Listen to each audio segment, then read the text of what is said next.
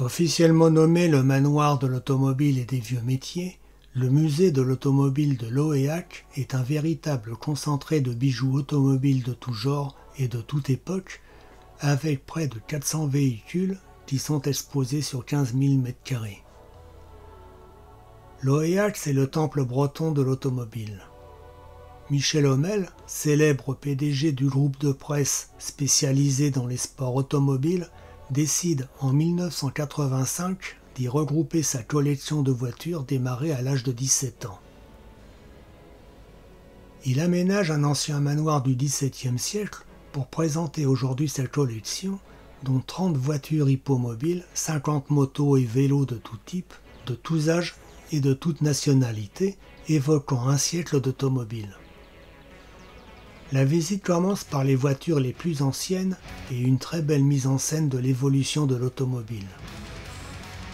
Depuis le Taco le plus ancien qu'abrite ce lieu étonnant, la De Dion-Bouton de 1899, à la Panhard de 1961 en passant par la Citroën Traction 15.6, l'évolution est flagrante et visible en un seul coup d'œil. À noter au passage, cette Panhard ayant appartenu à Mistinguett.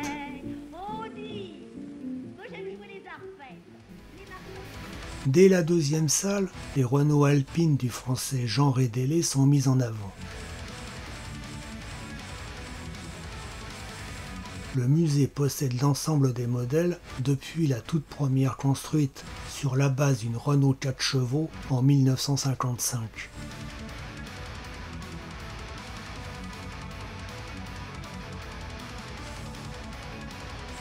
Dix-huit ans plus tard, en 1973, Alpine remportera le premier championnat du monde des rallyes.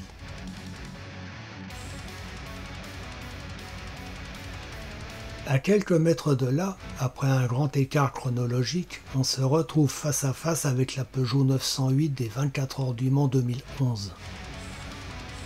La visite continue par apercevoir une Lancia Delta, une Audi Quattro ou encore la mythique Peugeot 205 de Sébastien Loeb, championne du monde des rallyes 1985 et 1986.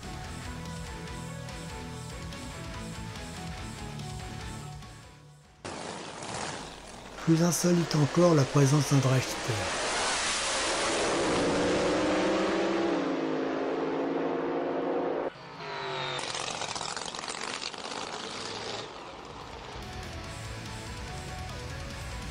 Puis une belle collection de Lamborghini historiques. La Countach, la Diablo, la Jarama s'offrent à nos yeux.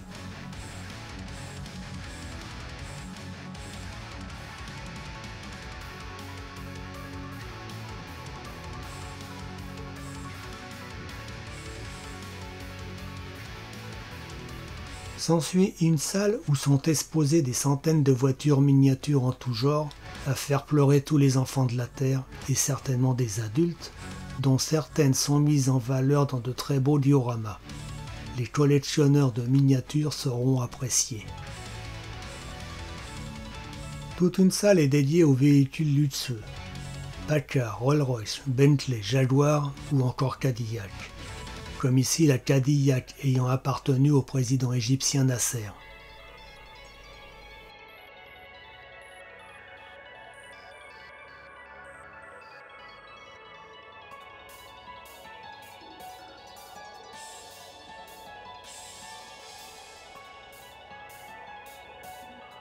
Dans une autre salle, quelques véhicules amphibies côtoient des voitures françaises, avec une très belle collection de Peugeot décapotables.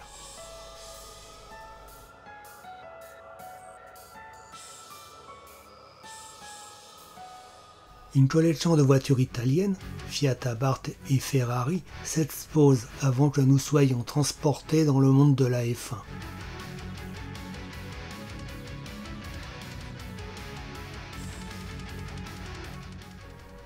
Une salle tout entière est dédiée à la Formule 1, avec une mise en scène exceptionnelle qui met en avant les voitures sur une grille de départ. Le tout est entouré d'objets historiques et de cadres photos de grands noms de la F1. On peut y admirer la Williams Renault de Jacques Villeneuve, la F1 Prost d'Olivier Panis ou encore la mythique McLaren d'Alain Prost.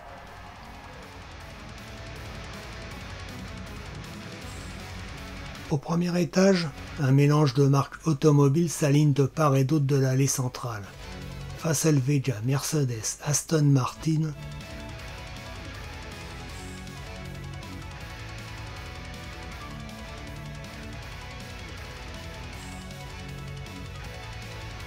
mais on ne peut pas passer à côté de la section rallycross, car nous sommes à Loyac, la terre du rallycross. Une section lui est dédiée dans ce temple de l'automobile.